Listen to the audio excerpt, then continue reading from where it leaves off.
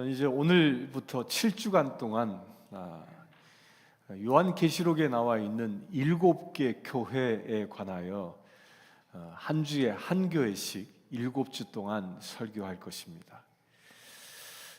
이 계시록에 나와 있는 7개 교회는 사도 요한 시절에 소아시아, 지금의 터키죠. 터키 지역에 실제 했었던 교회들입니다. 이 7교회는 사실적으로는 당시 교회를 말하는 거지만 영적으로는 현존하고 있는 이 지구상에 있는 모든 교회들을 대표하고 있는 것입니다. 여기서 7이란 말을 왜 썼을까요? 이 7이라는 숫자는 성경에서 여러분들 기억하십시오. 7은 무엇을 의미하는 숫자죠? 7은 완전수를 말하는 것입니다. 따라서 이 개수로서의 그 7이라는 숫자이기보다는 계시록에 나와 있는 7교회다 그러면 모든 교회, 세상에 있는 모든 교회를 말하고 있는 것입니다. 또한 이 7교회는 주님이 오실 날 이 땅의 교회들이 어떤 모습으로 존재할지를 대표적으로 말씀하고 있는 겁니다. 또한 이 개인적으로 이 7교회는 예수님의 몸된 나의 모습, 내 모습을 그 7교회에 비추어서 말하고 있는 것이기도 합니다. 이제 오늘부터 선포되어지는 이 말씀, 이 7교회의 말씀을 통하여 우리 교회가 어떻게 변해야 할지, 또한 나의 신앙이 어떻게 성장해야 할지를 살펴볼 수 있는, 또한 발견할 수 있는 복된 시간 되기를 축원합니다. 오늘은 그 첫 시간으로 에베소 교회에 관한 말씀입니다. 오늘 본문은 소아시아의 7교회 중에서 오늘 나누는 말씀은 그 첫 번째 교회, 에베소 교회에 보내는 편지의 내용입니다. 특별히 오늘 본문에 등장하는 에베소 교회는 그 지역 자체가 아주 독특한 위치에 있습니다. 이 지역은 지도를 한번 펴 보이시겠습니까? 다음 페이지 화면을 띄워줘 보이시죠? 화면. 이 화면에 보면 에베소 이렇게 써져 있죠. 그 동그라미 쳐져 있는 곳이 에베소 지역입니다. 이 지역은 이 아시아, 이 소아시아의 제일 끝에 있고, 또한 이 에베소를 통해서 이 마케도니아, 곧 유럽으로 연결되어지는 그 지점에 곧 무역의 중심지인 항구 도시였습니다. 여러분들 이 지도에서 알다시피 아시아와 이 유럽을 연결하는 항구 도시가 에베소입니다. 따라서 수많은 사람들이 왕래했던 문물 교류가 원활하게 일어났고, 그리하여 가장 발전했던 그런 도시가 에베소였습니다. 그리고 이 사도 바울이 이곳에서 대략 3년 동안 이곳에 지내면서 그 유명한 두란노 서원을 지으며 그들 가운데 말씀을 가르쳤던 교회가 이 에베소 교회입니다. 그런데 이 본문, 오늘 본문 가운데 보면 하나님께서는 이 에베소 교회를 칭찬합니다. 오늘 본문 계시록 2장 2절부터 3절의 말씀입니다. 말씀을 띄워주시겠습니까? 우리 모두 다 함께 읽겠습니다. 시작. 내가 내 행위와 수고와 내 인내를 알고, 다시 읽어봅시다. 큰 소리를 읽어봅시다. 시작. 내가 내 행위와 수고와 내 인내를 알고 또 악한 자를 용납하지 아니한 것과 자칭 사도라 하되 아닌 자들을 시험하여 그의 거짓된 것을 내가 드러낸 것과 또 내가 참고 내 이름을 위하여 견디고 게으르지 아니한 것을 아노라. 에베소 교회에 하나님이 칭찬하신 내용입니다. 하나님께서는 이 교회를 바라보면서 이렇게 엄청난 칭찬을 하셨습니다. 이곳에서 특별히 뭐라고 얘기하고 계십니까? 진리를 지켜낸 것, 그리고 너희가 인내하고 버티며 진리를 사모한 것, 그것에 대하여 하나님은 에베소 교회에 엄청난 칭찬을 하고 계십니다. 왜냐하면요, 이 에베소 교회는 진리가 훼손되기에 참으로 쉬웠던 구조를 가지고 있었기 때문입니다. 아까 지도에서 본 것처럼 이 에베소는 무역항이었습니다. 곧 무역의 중심지였습니다. 그러다 보니까 이곳은 어떤 사람들이 주로 많이 왕래했습니까? 믿는 자들만 이곳에 모이는 것이 아니라 특별히 헬라 지역 가운데 믿지 아니하는 사람들, 우상을 숭배하는 사람들, 이런 사람들이 워낙 많이 드나드는 곳이 바로 이 에베소 교회였습니다. 그리고 이 에베소 교회는 지역 자체는 아데미 신전이 있었던 곳이었고, 이 아데미 우상 숭배의 이 본거지였습니다. 여러분들 아데미가 누군지 아세요? 아데미가 비너스입니다. 헬라 말로 아데미고 라틴 말로 비너스. 미의 여신, 전쟁의 여신, 그런 신입니다. 이 때문에 수많은 헬라 신을 믿는 사람들이 마치 성지순례처럼 들려서 우상을 숭배했던 것이 이 에베소였습니다. 그뿐만 아니라 당시 로마 황제는 나 자신이 신이다, 황제가 신이다 라고 명령하고 황제를 섬기는 신전을 짓도록 권했고, 이 황제신을 섬기던 신전이 또한 이 에베소에 있었던 것이죠. 또한 이것은 지역민들뿐만 아니라 로마 황제를 신으로 섬기라는 것은 당시 로마 교회들에게도, 이 에베소에 있는 교회들에게도 강요되어졌던 시대였습니다. 이런 외부적인 압력으로 인해서 교회 안에 진리가 지켜지기 참으로 힘든 구조가 있었던 것입니다. 또한 오늘 본문에 보면 니골라당의 행위를 하나님은 미워한다라고 기록하고 있습니다. 이 니골라가 누구입니까? 사도행전 6장 5절에 보면 온 무리가 이 말을 기뻐하며 믿음과 성령이 충만한 사람 스데반과 또 빌립과 브로고와 니가로와 디몬과 바메나나 유대교에 입교했던 안디옥 사람 니골라를 택하여라고 기록하고 있습니다.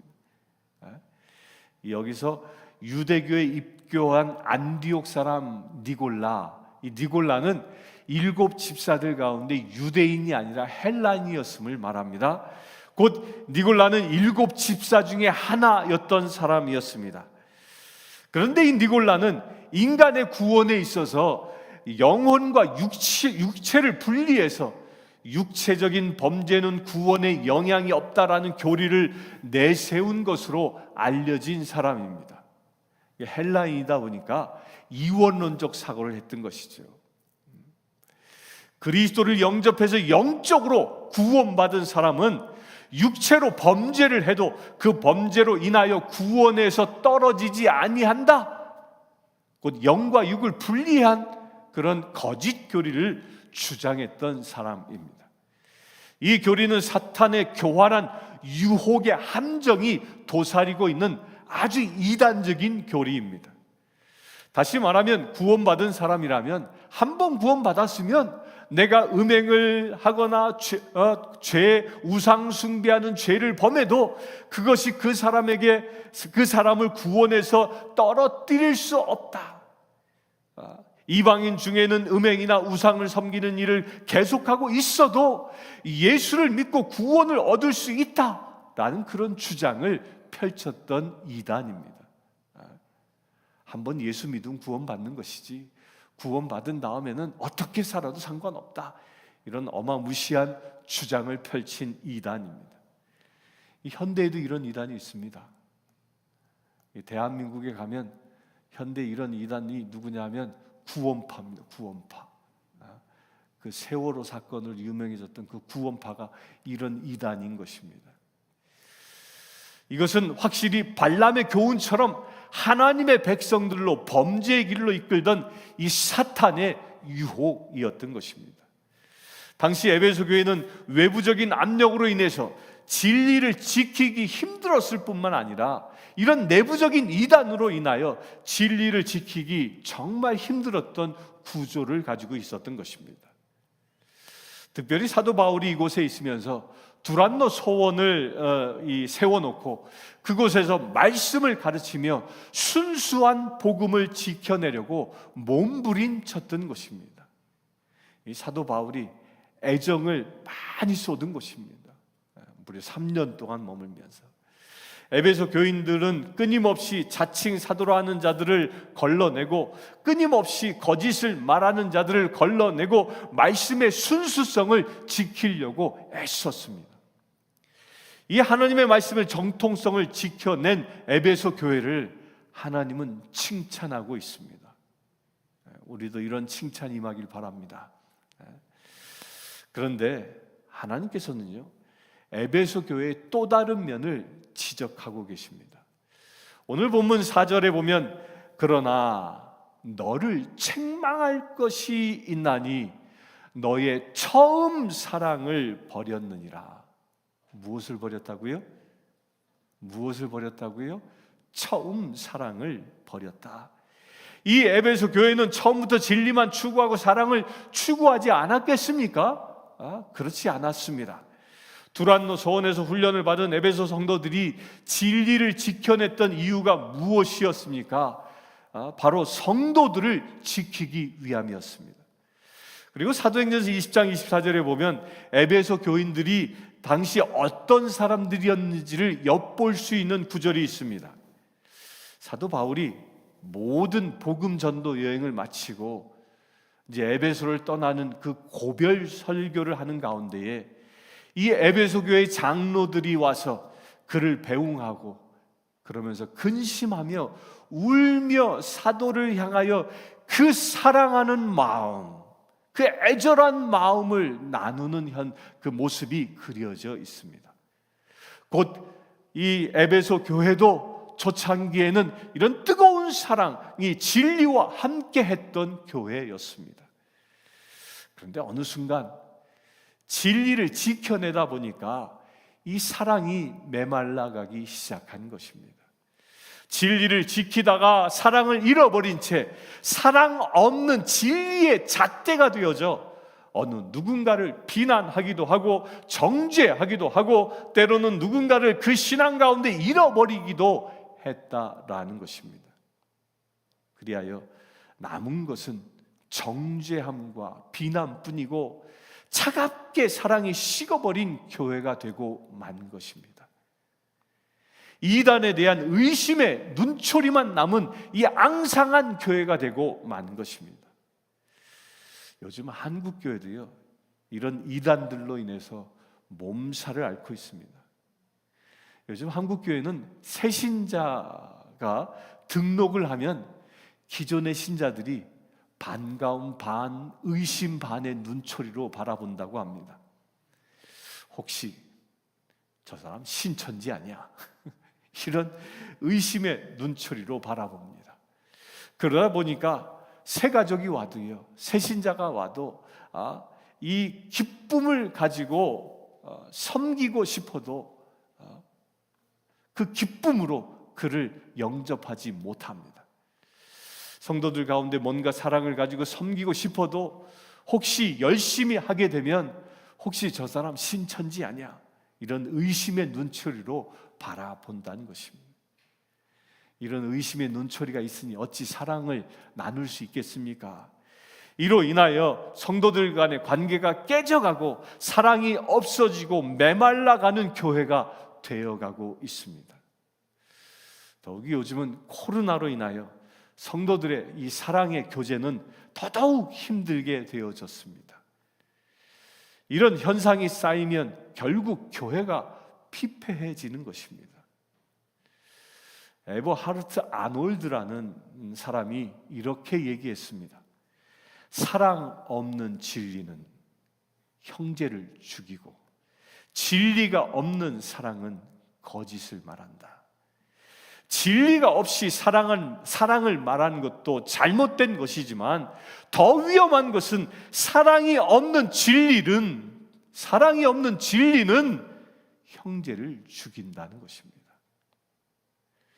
이 에버하르트 아놀드라는 이 사람은 2차 세계대전 당시에 살았던 사람입니다. 그 당시에 수많은 크리스찬들이 있었지만 죽어가는 형제들을 향하여 진리만 외치지 사랑을 행하지 아니하는, 말하지 아니하는 모습을 보면서 이 사람은 이렇게 이야기한 것입니다. 이에 대하여 동일하게 성경은 이 사랑과 진리에 대하여 이렇게 말합니다. 첫째로, 진리는 사랑할 때 의미가 있다라고 말씀하고 있습니다. 그 유명한 고린도전서 13장 1절에 보면 내가 사람의 방언과 천사의 말을 할지라도 사랑이 없으면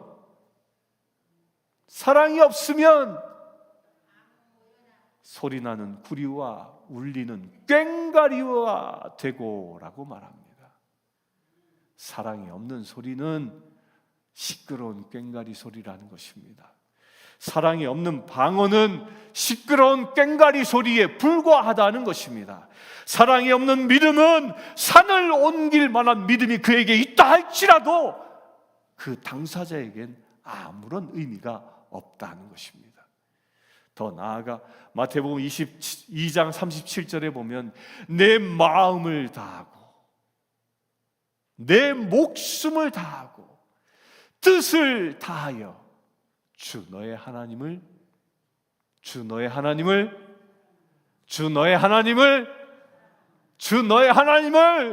사랑하라 하셨으니 이것이 첫째 되는 계명이요 둘째도 그와 같으니 내 이웃을 내 몸같이 사랑하라 말씀하셨습니다.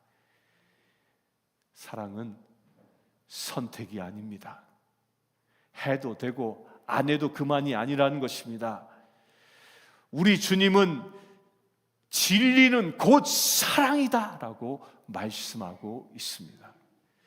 요한일서 4장 16절에 보면 하나님이 우리를 사랑하시는 그 사랑을 우리가 알고 믿었나니 하나님은 무엇이라? 하나님은 사랑이시라. 하나님은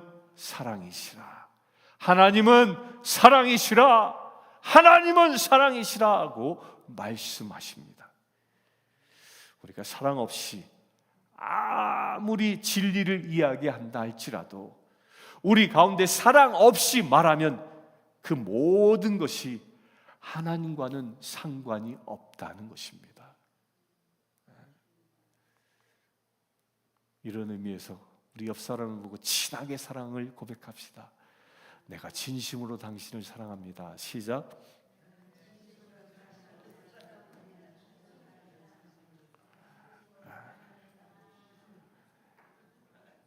여러분들에게 이 사랑이 없으면 하나님과 아무런 상관이 없는 것입니다.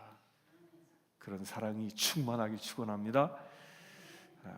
우리는 신앙생활하면서 잘못될 때가 많이 일어납니다.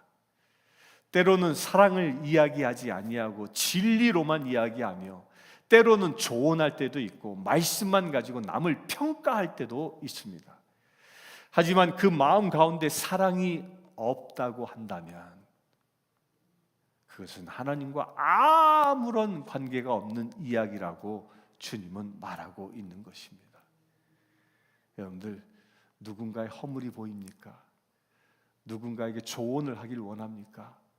그 모든 건 내 안에 뜨거운 사랑으로 행해야 하는 것입니다. 첫사랑을 버림은 진리의 형식은 있으나 그 진리의 핵심이 빠져버리고 만 것입니다. 그렇기 때문에 하나님께서는 사랑이 없는 진리만을 고집하는 에베소 교회를 향하여 분명하게 외치고 계십니다. 내 촛대를 분명하게 그 자리에서 옮기리라. 무시무시한 이야기입니다. 사랑이 없으면 촛대가 옮겨진다는 것입니다. 사랑이 없는 진리는 하나님과 아무런 상관이 없기 때문에 촛대를 옮기신다고 말씀합니다. 이 촛대가 무엇입니까? 교회입니다. 또한 촛대가 개인적으로 무엇입니까? 나입니다. 내가 하나님의 나라에 불을 밝히고 있어야 할 내 촛대가 하늘나라에서 옮겨진다라고 말합니다. 하늘에서 옮겨지면 어디로 갈까요? 둘 중에 하나입니다. 하늘은 천국이지만 그곳에서 옮겨진다면 저 지옥불에 던져지는 것입니다. 사랑을 갖게 되길 축원합니다. 사랑으로 뜨거워지시길 축원합니다. 저는 설교자로서 이 설교를 쓰면서 사실 밤을 새웠습니다. 금요일 밤을 꼬박 새우고 새벽 기도 때까지 잠을 이룰 수가 없었습니다. 내가 정말 설교자로서 설교하면서 이 설교가 사랑이 없는 설교를 여러분들이 하고 있는 건 아닌지,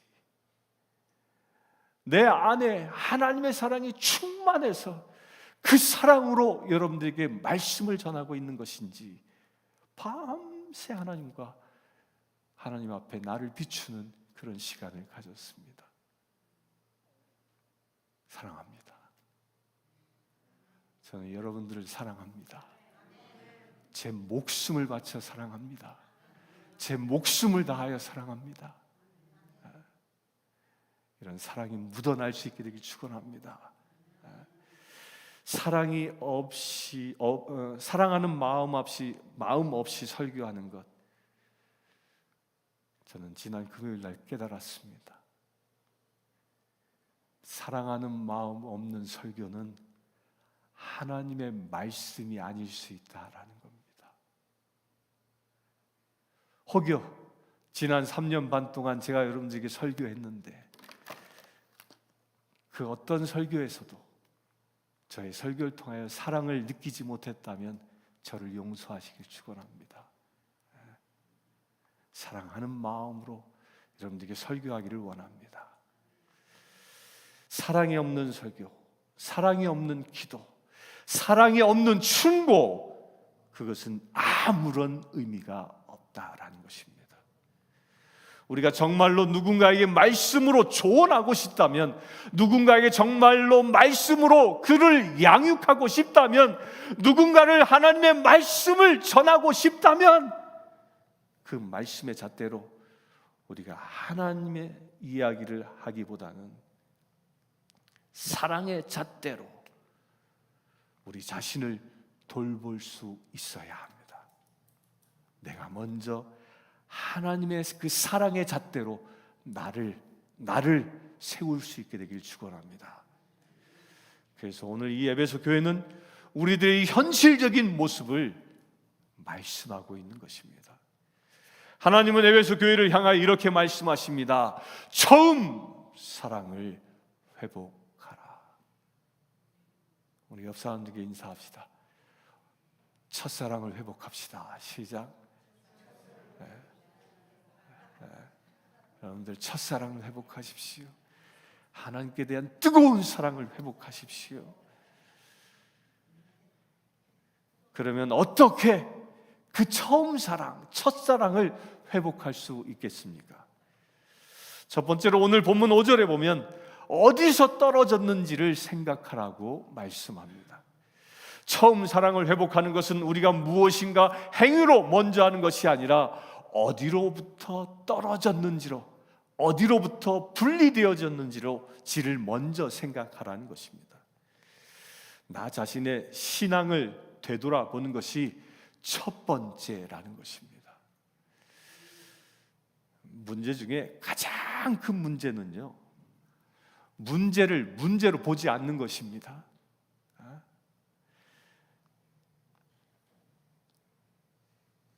여러분들, 첫사랑에는 열정이 있습니다. 지금 여러분들에게 열정이 있습니까? 하나님께 대한 열정이 있습니까? 뜨거운 열정이 회복되길 바랍니다. 첫사랑에는요, 헌신이 있습니다.